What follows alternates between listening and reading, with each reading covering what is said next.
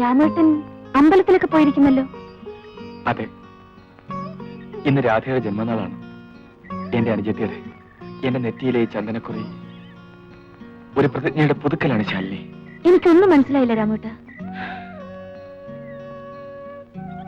അതൊരു വലിയ കഥയാണ് ശാലിനി. ശാലിനി എന്നോട് ഒരിക്കൽ ചോദിച്ചില്ലേ എങ്ങനെ ഇതൊക്കെ സംഭവിച്ചുവെന്ന്? മറ്റൊരിക്കൽ ചോദിച്ചില്ലേ എങ്ങനെ ഈ കായൽ തീരത്ത് വന്നുവെന്ന്? എല്ലാത്തിനും ഉത്തരമാണ് എന്റെ ഈ ദുരന്തത്തിന്റെ കഥ. ഓർക്കാപ്പുറത്തൊരു കൊടുങ്കാറ്റില്ലെന്ന വണ്ണം എന്തൊക്കെയോ തകർന്നു വീണത് മാത്രം ശാലിനിക്കറിയാം. മറ്റൊന്നും അറിയില്ലല്ലോ. രാമേട്ട, ഇതെന്താ കൊച്ചു കുഞ്ഞുങ്ങളെ പോലെ? ശാലിനിക്കറിയില്ല. എന്റെ മനസ്സിൽ അഗ്നിപർവ്വതമാണ്. ഏത് നിമിഷവും പൊട്ടിത്തെറിക്കാനായി കാത്തിരിക്കുന്ന ഒരു അഗ്നിപർവ്വതം. ശാലിനിയെ കണ്ടുമുട്ടി ഞാൻ എന്റെ മോഹങ്ങൾക്ക് നിറങ്ങൾ ചാലിച്ച കാലം.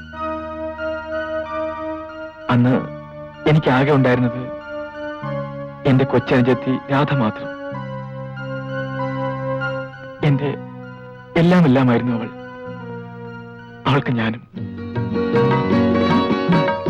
ആഹാ, ചേട്ടൻ ഇതുവരെ ഇറങ്ങിയില്ലേ? എനിക്കൊരുങ്ങിയാ തീരില്ലെന്നല്ലേ എപ്പോഴും വഴക്ക്. എന്നിട്ടിപ്പോ നിന്റെ കൂടെ വരികയല്ലേ, അപ്പൊ ആ ഗമയൊക്കെ വേണ്ടേ? ആ ഗമയം കാണിച്ചോണ്ട് നിന്നോ. അപ്പോഴേക്ക് അമ്പലം അടച്ച് പൂജാരി സ്ഥലം വിടും. ഇനി ഈ പതിവ് തുടർന്നാൽ പറ്റില്ലല്ലോ. എന്ത് പതിവ്? ഓരോ പിറന്നാളിലും നിന്റെ കൂടെ അമ്പലത്തിൽ വരണമെന്ന പതിവ്. പിന്നെ ഞാൻ തനിച്ചു പോവാനോ? ആഹാ, മറ്റെല്ലാ ദിവസവും ഞാൻ കൂട്ടുവന്നിട്ടാണോ നീ പോകുന്നത്? അതല്ല, പക്ഷേ പെരുന്നാളിന് ഇതൊരു പതിവായിപ്പോയി. അച്ഛനോടൊത്ത് പോയ ഓർമ്മയില്ല. അമ്മയുടെ കൂടെ പോയൊരു ഓർമ്മയുണ്ട്. പിന്നെ ചേട്ടനായിരുന്നു എല്ലാ വർഷവും. നിന്നെ തനിച്ചു വിടാനൊന്നും അല്ല എന്റെ പ്ലാൻ. കാണാൻ കൊള്ളാവുന്ന നല്ലവനായ ഒരു ചെറുപ്പക്കാരനെ കണ്ടുപിടിച്ച് കൂടെ വിട്ടുതരാനാണ് പരിപാടി. ഈ ചേട്ടൻ ഞാൻ പോന്നു എല്ലു പറയട്ടെ. അന്ന് പിന്നെ ഞാൻ കൂടെ വരാന്ന് പറഞ്ഞാലും നീ സമ്മതിക്കില്ല. ആരാ നോക്ക്. മിസ്റ്റർ രാമു ഉണ്ട്, വിളിക്കാം. മാത്യു സാർ തന്നയച്ചാണ്.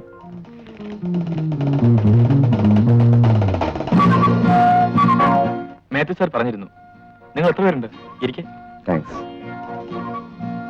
തൽക്കാലം ഞാൻ മാത്രമേ ഉള്ളൂ. അടുത്ത മാസം അമ്മയും പെങ്ങളും എത്തും. വാടകയൊക്കെ സാറ് പറഞ്ഞിരിക്കല്ലോ. പറഞ്ഞു. അതെത്രയായാലും എനിക്ക് വിരോധമില്ല. ഞങ്ങൾ ഇതുവരെ മറ്റാർക്കും വാടകയ്ക്ക് കൊടുത്തിട്ടില്ല. ഇവിടെയാണെങ്കിൽ ഞാനും എന്റെ സഹോദരി മാത്രമേ ഉള്ളൂ. ഞങ്ങൾക്ക് ഇത്രയും സ്ഥലത്തിന്റെ ആവശ്യമില്ല. മാത്രമല്ല ഒരു സ്ഥിരം വരുമാനമായല്ലോ. ആ രാധേ, എന്താ ചേട്ടാ? വടക്കേപ്പുരയുടെ താക്കോലിങ് എടുക്കുക.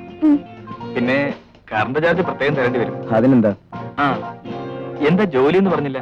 Medical representative. വായു നോട്ടവും ഡോക്ടർമാരെ ചാക്കിടും. ഇതാ എന്ന് മുതൽക്കാണ് താമസാകുന്നത്? ഇന്ന് മുതൽക്ക് തന്നെ ആയിക്കോട്ടെ. തൽക്കാലം തനിച്ചായതുകൊണ്ട് വലിയ ലഗേജ് ഒന്നുമില്ല. വെറുതെ എന്തിനാ ലോഡ്ജിൽ വാടക കൊടുക്കുന്നു? അവിവാഹിതനാണെങ്കിലും കാശൊക്കെ വളരെ സൂക്ഷിച്ചേ ചെലവാക്കുള്ളൂ കേട്ടോ. വരും, സ്ഥലം കാണിച്ചു തരാം.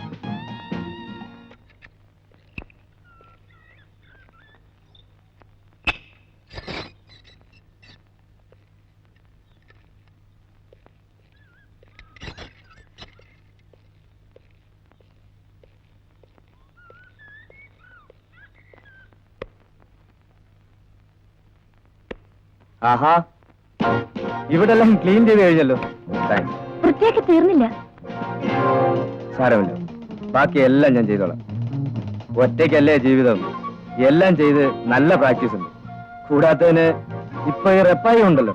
ആ സോറി, ഇതാണ് മിസ്റ്റർ റപ്പായി മാപ്പിള എന്ന് പറയുന്ന റപ്പായി ചേട്ടൻ, എന്റെ കുക്ക് കം മാനേജർ. ഇതാണ് നമ്മുടെ ഗ്രഹദാതാവ് മിസ് രാധ. മിസ് എന്നുള്ളത് ഒരു ഉദ്ദേശം വെച്ചങ്ങ് തട്ടിയതാണ്. ശരി തന്നെയല്ലേ? ചേട്ടനല്ലേ? ചേട്ടനില്ല, ഇപ്പൊ വരും.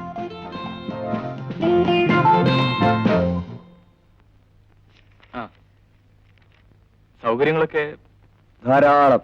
ഇരിക്കണം. എന്ത് സഹായങ്ങൾ വേണമെങ്കിലും പറയാൻ മടിക്കണ്ട. രാവിലെ 10 മണി കഴിഞ്ഞാൽ പിന്നെ വെള്ളം കിട്ടില്ല. എന്തായാലും പറഞ്ഞത് നന്നായി. വിശാലമായിട്ട് എണ്ണ തേച്ചൊന്ന് കുളിക്കണമെന്ന് തോന്നുന്ന സമയത്ത് വെള്ളമങ്ങാനും നിന്നു പോയാൽ. ആ, കമ്പനിയിൽ നിന്ന് ഇറങ്ങിപ്പോയി താമസിച്ചു. എന്നാ ഞാൻ വരട്ടെ. റപ്പായി ചേട്ടോ, അവരുള്ള ചായ ഉണ്ടാക്കി കൊടുക്കാത്ത എന്താ? ഇപ്പൊ കൊണ്ടുവരാം സാർ. ഒന്നും വേണ്ട, ഇനി എപ്പോ വേണമെങ്കിലും ആകാമല്ലോ. എന്ന് ഞാൻ ഇറങ്ങട്ടെ. ശരി, എന്തായാലും പറഞ്ഞത് പറഞ്ഞു. ഒരു നല്ല ചായ എനിക്ക് കൊണ്ടുത്താ. രാധേ,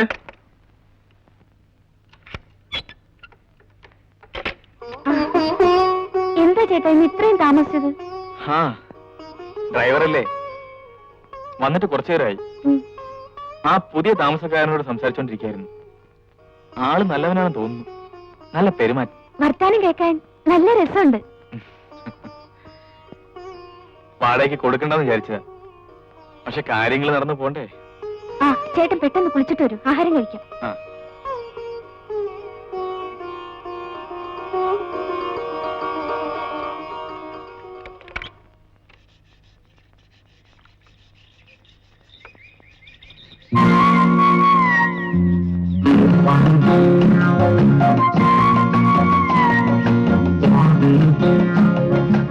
കാലത്തെ വെള്ളം തീർന്നു പോകുന്നു പറഞ്ഞു. 10 മണി കഴിഞ്ഞാ വെള്ളം കിട്ടില്ല. അതിനു മുമ്പൊന്ന് കുളിച്ചാ കൊള്ളാമായിരുന്നു. ഉം. അയ്യോ അത് വേണ്ട, രാധ മാത്രം കഴിക്കുള്ളൂ. ഞാൻ പല്ലേ ചേരുന്നിടം വരെ കഴിയാമല്ലോ. അത് കഴിഞ്ഞ് നിൽക്കുന്നതിൽ എനിക്ക് വിരോധമൊന്നുമില്ല. ഞാൻ പിന്നെ കഴിക്കൊള്ളാം.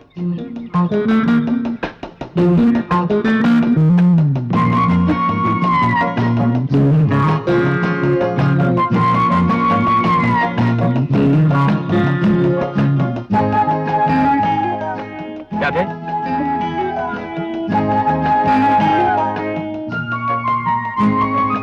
ഇന്നെന്താ നേരത്തെ? നല്ല സുഖമില്ല, നേരത്തെ ഇങ്ങ് പോന്നു.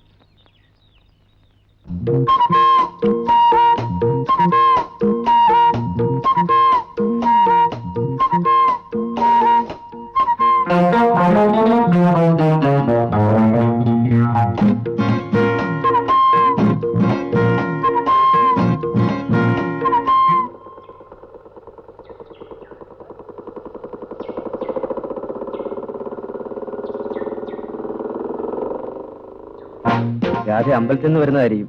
ആ ഞാനും അത്യാവശ്യത്തിന് ഇത്തിരി ഭക്തിയെ കാണിക്കുന്ന കൂട്ടത്തില. രാധേ, എനിക്ക് രാധയോട് ഒരു കാര്യം പറയാനുണ്ടായിരുന്നു. അതിവിടെ വെച്ച് എങ്ങനെ പറയുമെന്നാണ്. ഞാൻ പോട്ടെ. അത്രയ്ക്ക് ധൃതിയായോ? അതോ എന്നോട് സംസാരിക്കുന്നതിന് ഇഷ്ടമില്ലാത്തതുണ്ടോ? അതല്ല, പിന്നെ ചേട്ടനെങ്ങാനും ഈ വഴി വരും. അപ്പോൾ ആ പേടിയേ ഉള്ളൂ. ഗുഡ്. ഇപ്പോൾ രാധ പോയിക്കോളൂ. നാളെ ചേട്ടൻ പോയി കഴിഞ്ഞ് വീട്ടിലേക്ക് വരണം. അപ്പോൾ പറയാം.